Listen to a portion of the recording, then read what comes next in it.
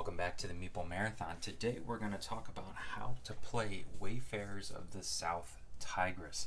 This is the newest game from Garfield Games and the first in a new trilogy of their directional location set. So this is heading into the south. So again, we've seen north, we've seen west, now we've seen south, last will be east. So I'm not really going to cover setup. Setup is pretty straightforward, but just to point out a few things. These larger brown tiles here, which all look like that on the back, are meant to be randomized and placed basically in any empty space that you see on this journaling track. So everything, every spot on the journaling track should have something on it, some kind of icon on it, except for the very beginning start spaces over here on the left. Also, the tiles here, they are all marked on the board, so you basically just need two of every single tile. Well, no, one tile per player. At this time I have set up for a 2-player game, so if you were playing a 4-player game, you would have a stack of 4 here, but every single tile would be represented. The only ones that you don't duplicate are the pink ones. These are unique tiles, and there's only one of each of them in the game, but again, there is an exact spot for them to be placed on the board. Everybody's going to get some starting influence in the blue minaret, and then based on what order you are in player count, you may get additional ones.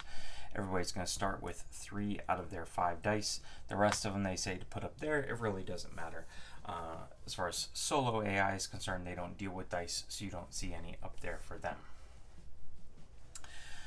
For your particular player space, you only start with your player board here.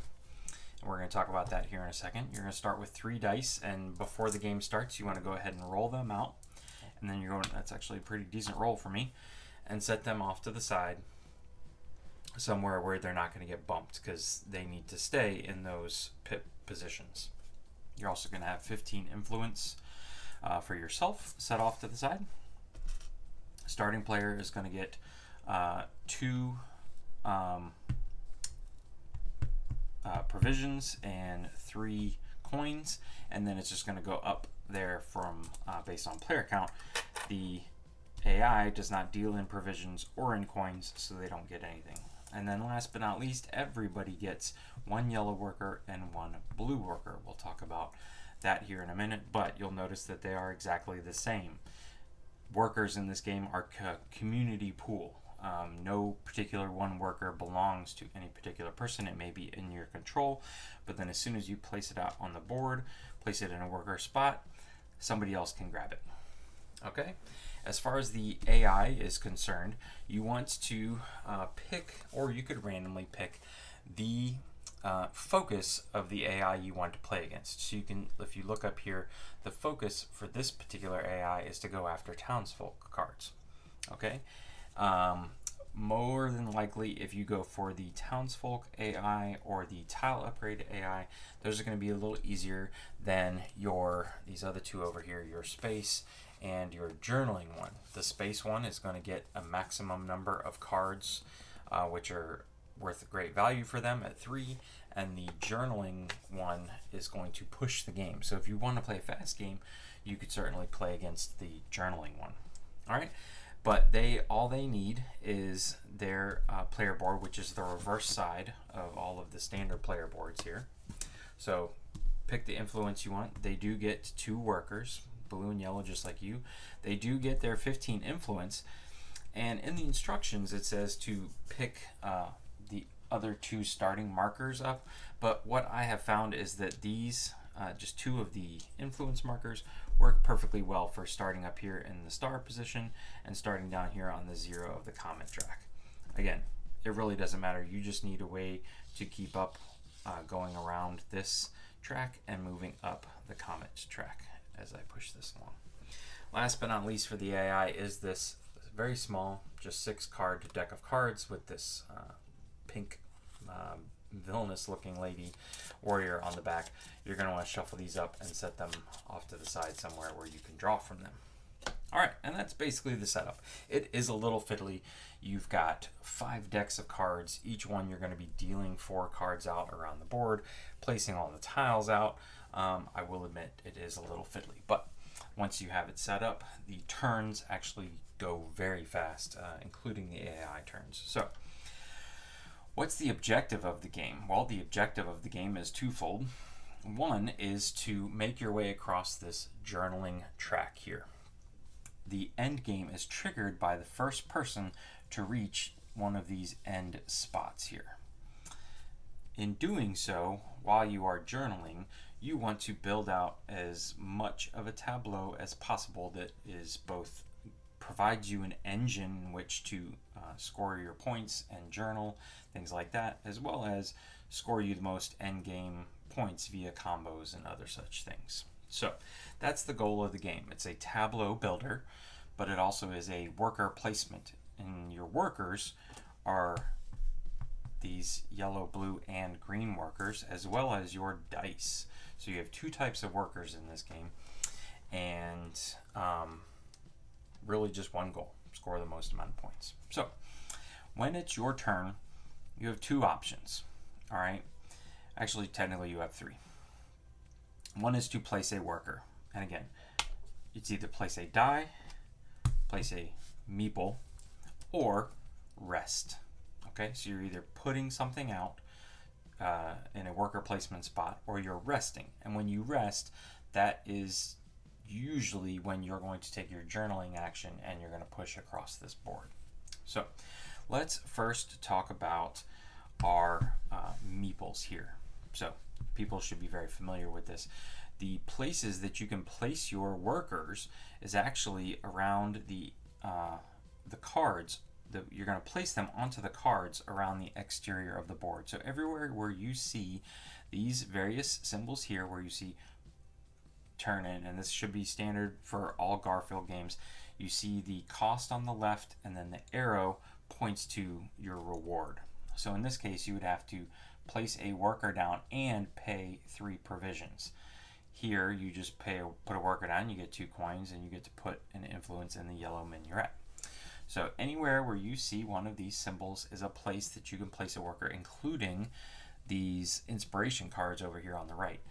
The only cards you can't place on are these base cards. But when you place a worker there, you get to then take the action that's listed on the board.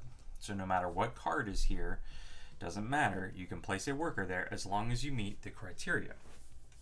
The criteria mainly being the color of the meeple. So your blue meeples can only interact with water cards or inspiration cards.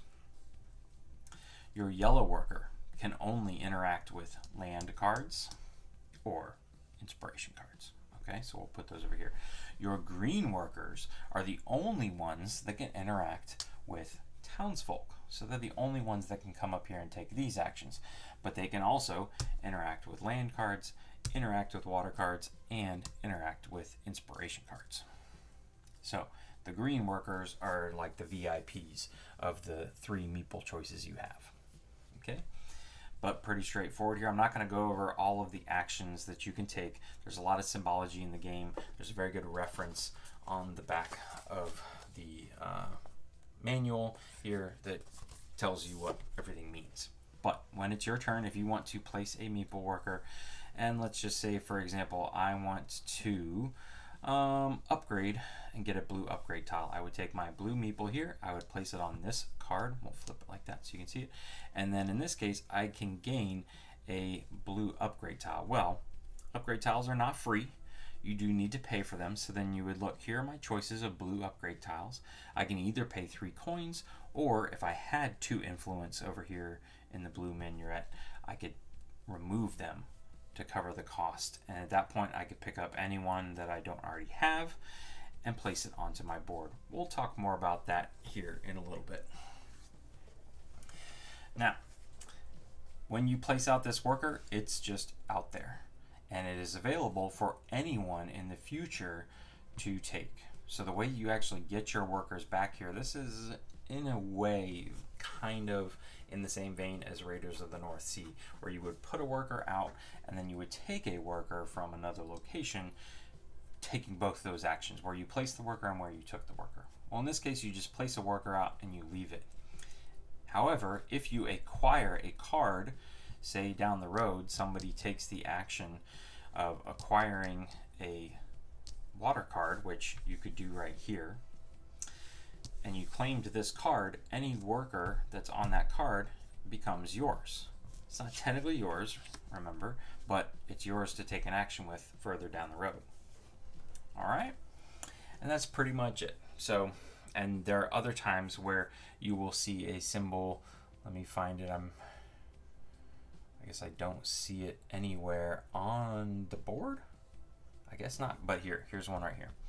So in this case, here is a symbol of the hand grabbing or going after the meeple. So that's a meeple of any color you could just take off the board. You can't take them off of this track if they're locked in there yet, but any meeple that is out on the board of any color, you could claim, take off that card. You don't have to purchase that card. So that's the other way you can get your meeples back. Now, let's talk about your dice. These are your other set of workers. Your dice, however, remember you rolled them, the pips on top represent what those dice can do. And in this portion of the game, it's all about your tags.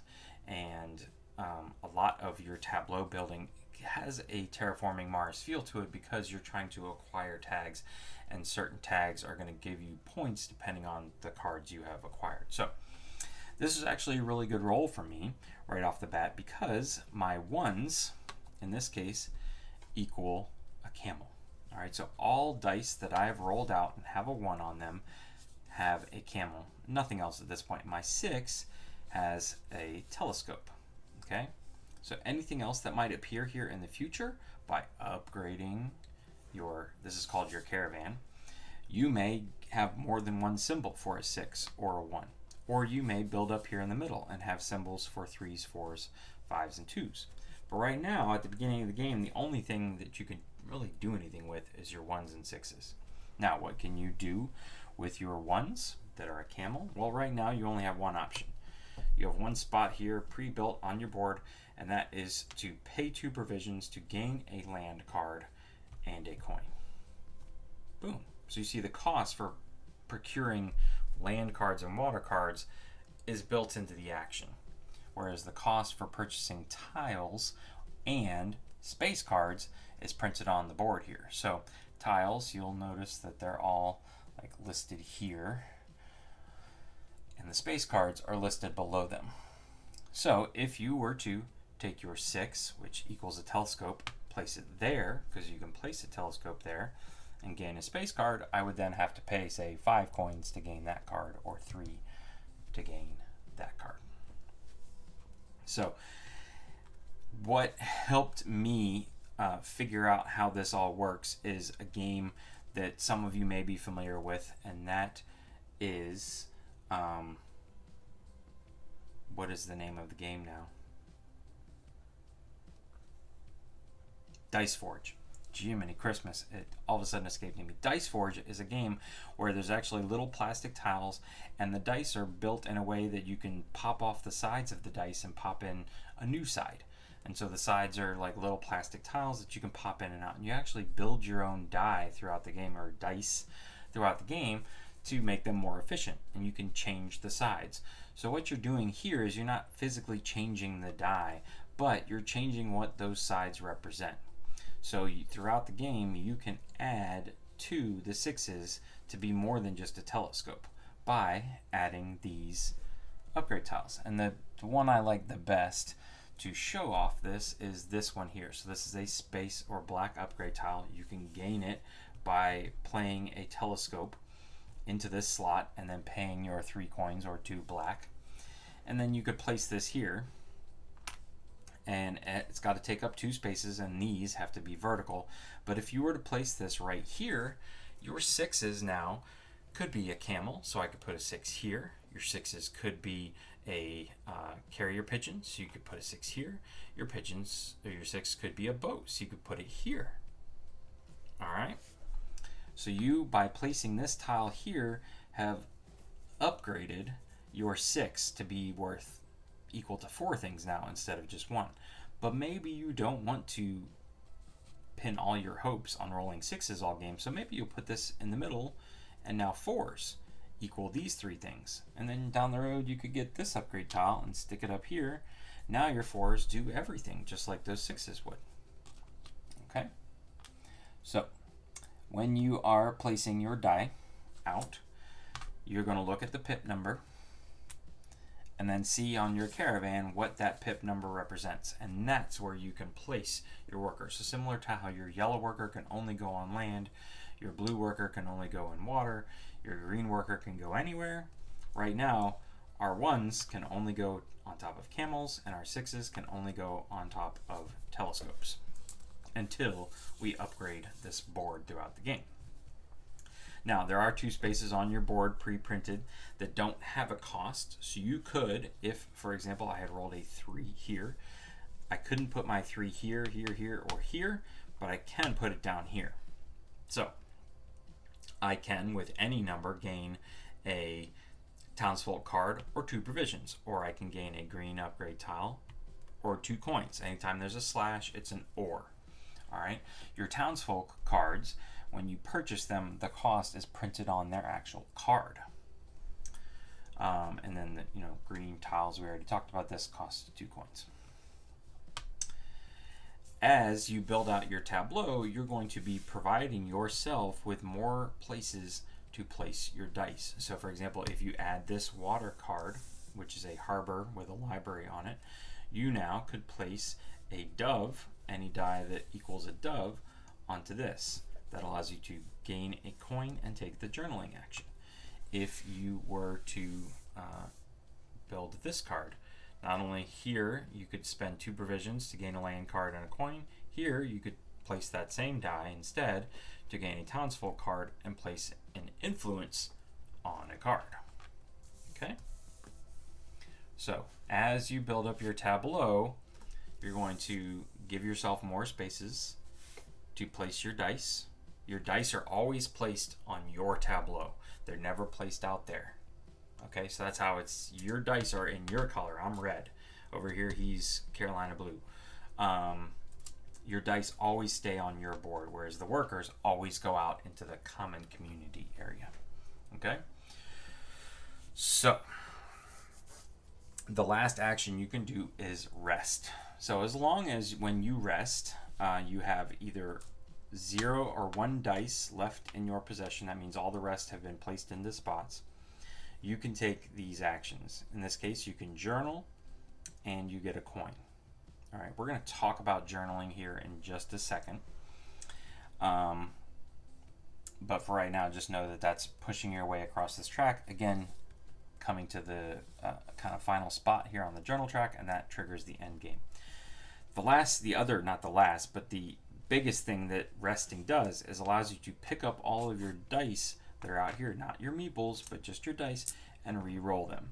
So you could get in a pinch where you have filled up all your workers and maybe you've gained a die down the road, you don't have any meeples, and you haven't built your upgrade correctly. You could end up somewhere where you have 2 dice that you can't place anywhere and just need to rest.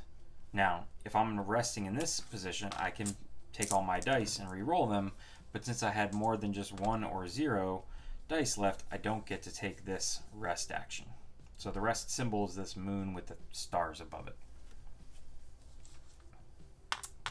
All right, let's talk about journaling, and then we'll talk about how all these cards interact with each other. So when you journal, when you are given the chance to take the journaling action, you're going to move across the black splotches into one of these open areas with symbols in it. The area that you move into, the symbols, is your reward for pushing your journaling track along. What is in the black splotches is the criteria you need to meet in order to pass that line. So right off the bat, you need to make a decision. Am I going to kind of stay down here, at least go down here at the beginning, at the bottom? In that case, my next move, I have to have at least 1 open sea card or 2 harbor cards. Or if I'm up here, this is more I've focused on the land. I've got 2 city cards or just 1 vista card, which is right here. Again, if you gain the journaling action and you don't have any of the criteria, say you focused on water but you put yourself up here at the beginning of the game and you don't have a vista and you don't have 2 city cards, you can't advance. Even though you got the journaling action, you cannot advance. But assuming you've met the criteria with the tags, again, this is where Terraforming Mars comes in. Say you have 2 harbor tags, well, this is 1 harbor tag, and if I had added this to my tableau, there's a 2nd harbor tag. Okay? Assuming you can, you push across whichever way you want, and then you gain the bonus that's in the space. Some of them are very straightforward, but like this one allows you to gain an inspiration card and gain one of your dice set aside die. These here are the only times, this symbol, that you are allowed to acquire one of these special unique upgrade tiles. They don't actually provide you symbols that you can use to place your dice on, but they provide you a tag and some endgame scoring, some victory points. So that's basically it. It is imperative as you playing the game to kind of look ahead and plan ahead which direction, which up and downs, high or low, which end game thing am I going for here. Plan out your route on the journal track to make sure as you backtrack you can have the proper tags set up and ready as you want to cross all of these. And you can see here, like, this is 2 yellow upgrade tiles on your board, or this is 3 townsfolk tucked under, things like that. While you are taking your actions, whether it be your rest / journaling action or your dice or worker placement action, you can, if you would like to, spend inspiration that you have accumulated in these 3 minarets here. You'll notice there's symbols like these which allow you to place your inspiration, like so. Now, when you take specific actions, you can, like I just said, spend inspiration, but you can only do it once per action or per turn. And each minaret has a different effect that it will give you. So the blue one, if you needed a boat tag, which you might need at the beginning of the game, which is why everybody starts with one, to get you that first water card, you could spend an inspiration. That just means you take it out of the minaret in order to give your die, say you rolled a 3, which doesn't mean anything at the beginning of the game, give this die a boat symbol. That would allow you to place it onto your boat space on your player board. Okay? Or you could take one out of yellow. Yellow allows you to manipulate 2 dice or the same die twice, and it can either be a plus or a minus. So if you had a 3 and you needed it to be a 5, you could spend that inspiration out of the yellow minaret and turn a 3 into a 5. You cannot go from 1 to 6 or 6 to 1. Last but not least is the black minaret. These can be spent once, again just once, but if you have one in here, you can spend one of them to take an additional journaling action. So you'll see the plus. So instead of just moving 1 space across the journal track, you get to move 2. Again, you have to meet the criteria of what's in the black ink blotch. You have to have those, meet those tags in order to move, but as long as you do and you spent that influence out of the black minaret, you can move 2 steps instead of 1. However, if you choose not to spend your influence throughout the game and you leave it accumulating at the end of the game, if you have majority in a minaret, you're going to gain 3 points for that minaret. So in this example, blue would gain 3 here, I would gain 3 here. Here is a tie, so nobody wins. So we've talked about the 3 actions that you can take. Place out your meeples, place out your dice, or rest, which usually equals the journaling action as well. Now, let's talk about these cards here. Your land cards are broken up into two different tags, two basic tags. You have your city cards and your vistas. Your city cards may also have a library in them or an observatory, which you can see here is just a tag. But your city cards are going to give you places to place your dice. And sometimes they'll have multiple symbols within the same box. You may see a camel with a dove inside of it, which means you better upgrade your caravan board. Your vistas are going to give you things that you gain if you play certain tags into your tableau after you've played this one. So playing this particular one doesn't count, but let's just say, for example, I purchased this card or added it to my tableau, and then later on down the road I added this one. Well, since I added a city card to my tableau, I gain a coin. Pretty simple. Okay. Water cards work somewhat similar. Your harbor cards, which some again can have libraries, some harbors can have observatories, are going to give you dice placement spots. Your open water cards are only going to give you an instant thing to gain, but usually it's a pretty good, like here's 3 provisions, here's 2 inspiration in the black minuet. And what's really fun about the water cards, both harbor and open water, is that anytime you add one, you're going to look to these bars, and anytime you match up a lightning bolt with something on the left, you're going to gain that thing. So in this case, matching up these 2 cards would gain me a provision. But if I say then purchase this one down the road, I would get a provision and be able to put an influence down on a card. So I really like that feature in the game. Your townsfolk cards are going to be tucked under your land and or water cards. So it's important to look and see, for example, this guardian here can only go under an open water card. And the ones tucked under the open water card are going to give you additional benefits that you'll gain when resting. So in this case, you would gain 2 additional coins when resting with 0 or 1 die left. The brown banner underneath, you can see, for example, the rogue is pretty easy. They can go under any city tile or any land tile. So again, you're looking at the color. The color's matching up brown to brown or brown. Whereas the wanderer needs a observatory, which you're going to find either on a harbor, you're going to find on a brown card, but you can't just put this wanderer under like this city card here. That wanderer has to go under an observatory. Okay, so you tuck them under. Once you pay the cost and you have made sure that you have the tags available, all you care about with the townsfolk is what's underneath at the bottom. Then you have your space cards. So your space cards are going to be placed above your land and sea cards. And so you cannot place a space card down until you have a land or sea card below it to place above it. All right. But then once you do, space cards are going to give you end game scoring criteria. So this one that's built into your board gives you 1 victory point for every townsfolk card and upgrade tile combined. So whichever one of those you have the least of, that's the number of victory points this space card is scoring you. This one is scoring you 1 victory point plus an additional 1 for every space tag you have. So if you built out and you got space planet tag you have.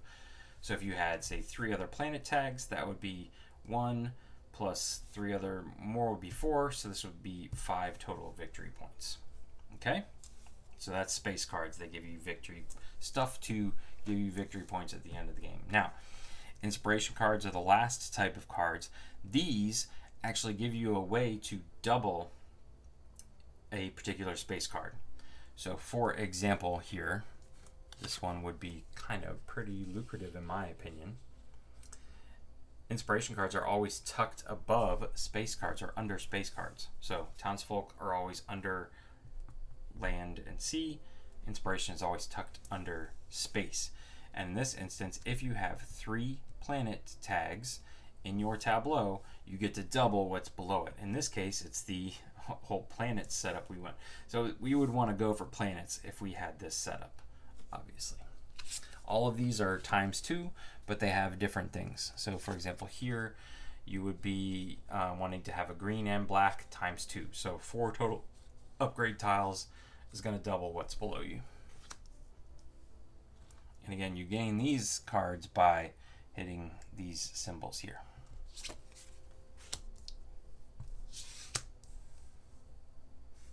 Okay, and that is pretty much going to do it for what you need to know to play the game. The last thing I do, and we're going to zoom down a little bit here, is talk about how to place your upgrade tiles on your caravan. Okay, so here we have our caravan, and everybody's caravan is slightly different. They all have the same symbols on them, but in different places, except for the camel and the telescope are always at the 1 and the 6. Now, as you purchase and gain upgrade tiles throughout the game, you're going to be improving your caravan. But there are some rules as to how you place these tiles down. The first one being you cannot rotate them to suit your needs. So you could not take this and put it there like that, because then where would the camel be? Would the camel be for a 3 or a 4? Doesn't make sense. You always need to keep the proper reading orientation for these tiles. So these space tiles, which go up and down, has to go over here somewhere. You also cannot hang a tile off the edge, so you can't do like that or that, and you cannot cover up these beginning spaces, nothing like that. All right, but what you can do is flip them. Now this one doesn't matter because it's exactly the same on both sides, but these other ones here, and your yellow's got the same setup too. You'll notice that, let's just focus on this one let's focus on this one for example. If I were to place this one here, I'm now giving my 3s a boat and my 4s a dove. A pigeon. But say for some reason I wanted to have 4s have a boat, I could flip it. I still have reading orientation, but now my pigeon's on the left and my boat's on the right. Okay, so you can flip these and it gives you the mirror image. This one is even trickier because here now I have a boat in my 4s, and here if I roll a 3, I can actually increase it to a 4. So I have a plus. I can manipulate die symbol. If I roll a 3, I could take a 3 and increase it to a 4. Now I have a boat. But again, let's say you want it in reverse. You'll notice on this one it's a plus. On the reverse side, it's a minus. So now I have my 3s equal a boat, and if I roll a 4, I can turn that 4 into a 3. These guys here are very straightforward. As long as they fit, you are good to go. You cannot stack tiles like that. They just all have to fit, kind of like Tetris. And that is how you upgrade your caravan. Now let's talk about how the AI is run. Again, the AI only cares about cards, accumulating cards, and they don't even care what's on the front side. They just care you can create face down stacks for them, and they are going to score these points per card here. They don't work in coins, they don't work in provisions, they don't care about the text or the tags, nothing like that. All they care about is acquiring cards and filling up their caravan. So let's quickly talk about how they take their actions. When it's the AI's turn, you're going to take this shuffled up deck of cards here, and you're going to flip over the top one. First thing you're going to look at is the coin. This is the amount that this tracker, which kind of tells you what their priority for choosing is going to be. In this case, it moves 0. All right. If they were to have played this card, it would go 1, 2. Okay. So coming back to this card, it moves 0. So they move 0. Then you work your way top to bottom here. Can they place a green worker? Well, it's the beginning of the game. They only have these 2. So no. Here, can they place a yellow worker? Well, yes, they can. Okay. So they want to place a yellow worker. Well, what card are they going to place it on to gain those actions? Well, what you then do is take the sum of the last 2 cards. In this case, there's only 1, and that sum is 0. Then you look at where do they want to place. Well, yellow's has to go on land cards. So you look here. You say, all right, 0 to 1 was the total. They want to put it on the rightmost land card, which is right up here. And if that one's already got a worker on it, they're going to work their way this way. All right. Whereas if it was blue, if they wanted to place a blue worker, they would say, okay, I have to place a blue worker on a water card, 0 to 1. I'm going to place it on the leftmost card and push this way until I find an open spot. If for some reason, this is later in the game, and he doesn't have a green worker or a yellow worker because it's out on the board, he would then gain an upgrade tile.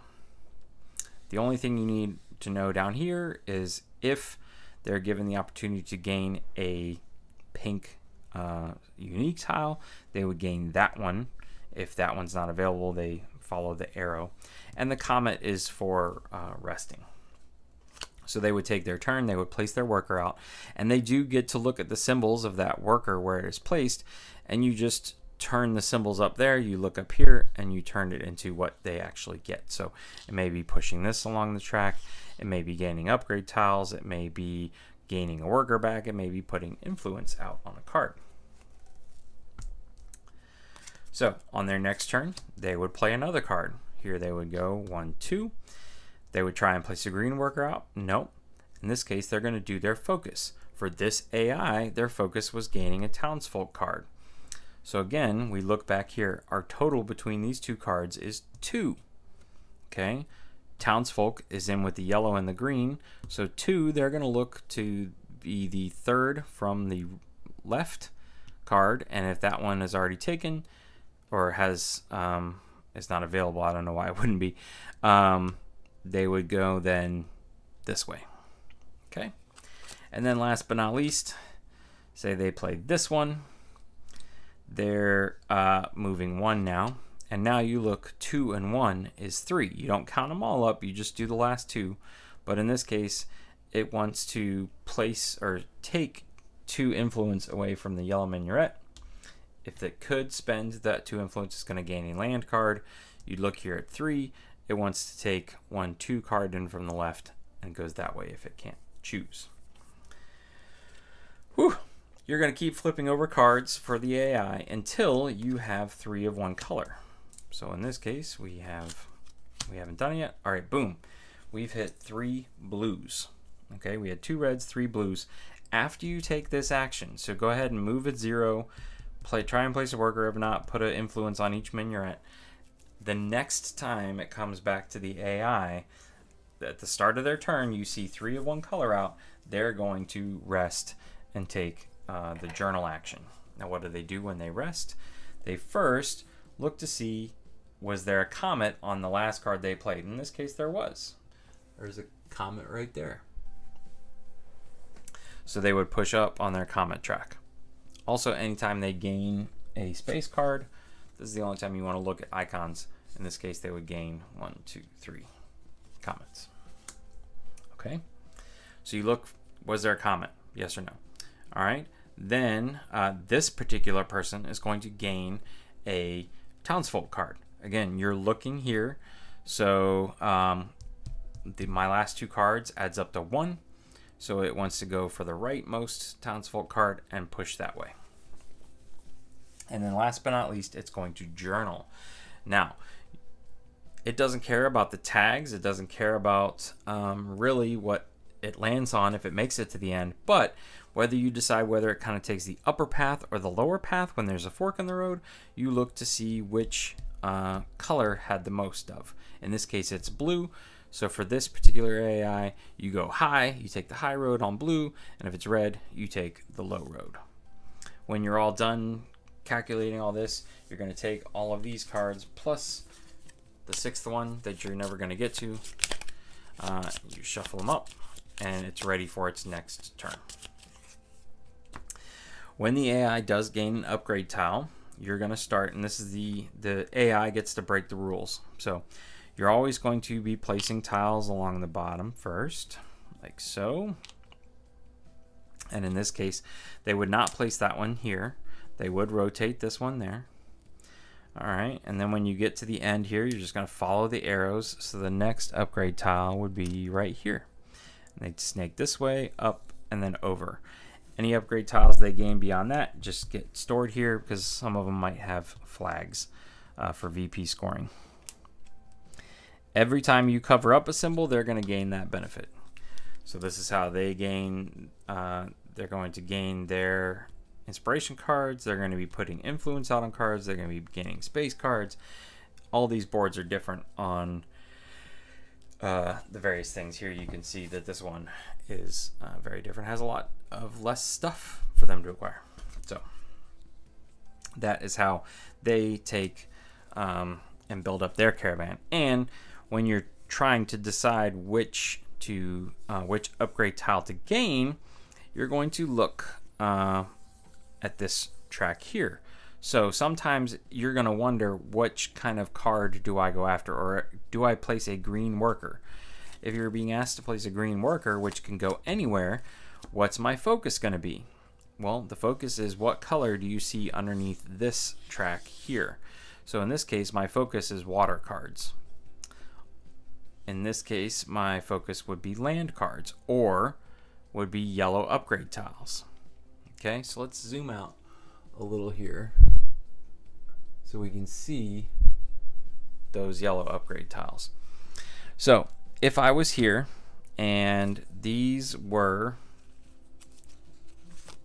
the last two cards played, all right, and let's just do it this way so that you can actually see. Here's the gain and upgrade tile symbol. You look, all right, my total is 2 and my focus is yellow.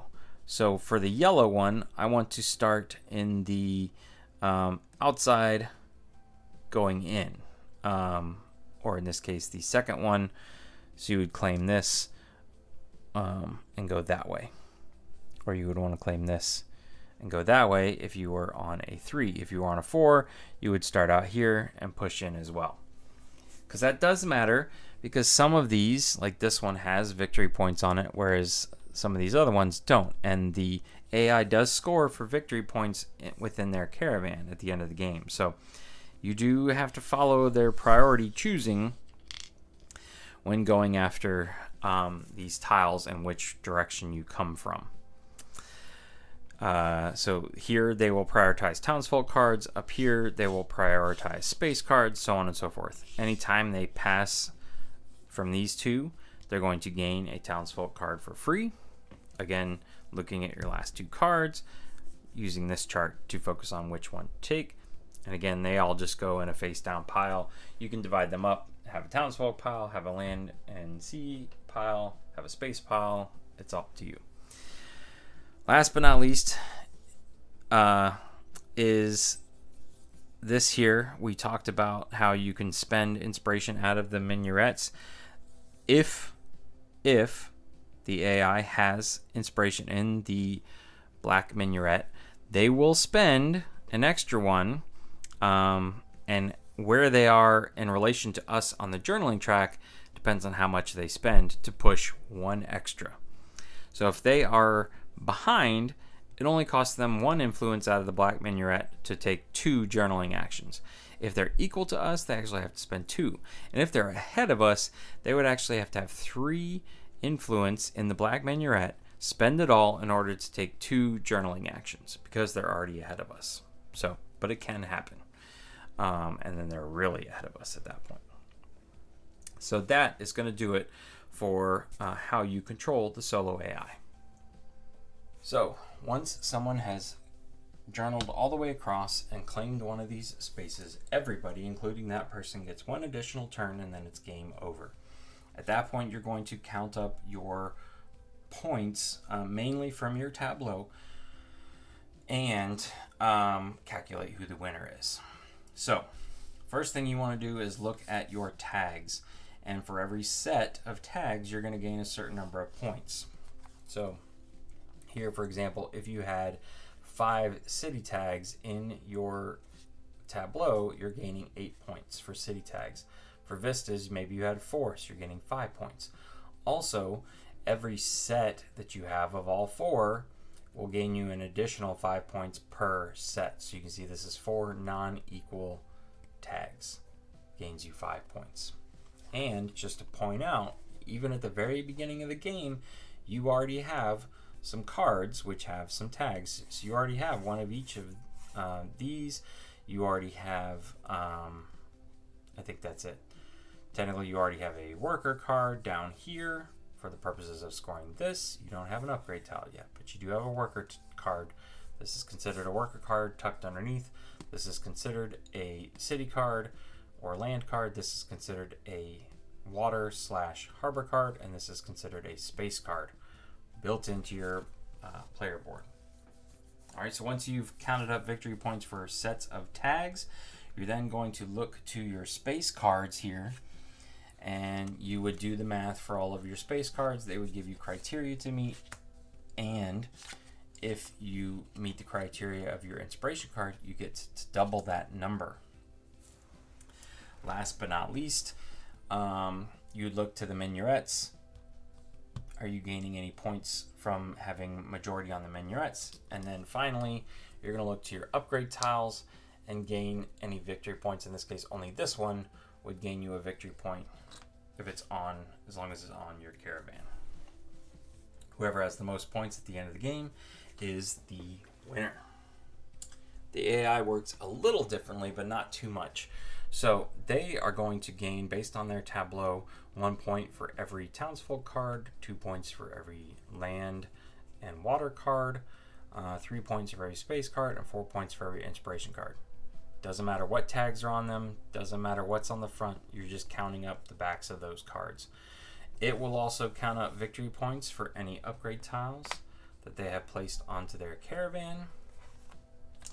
They can also gain points for having majority in a particular minaret. So in this case, if they were blue, they would gain 3 points there. And that is going to do it for scoring the AI. And so there you have, ladies and gentlemen. Now you have a very lengthy explanation of how to play Wayfarers of the South Tigris, both multiplayer or solo.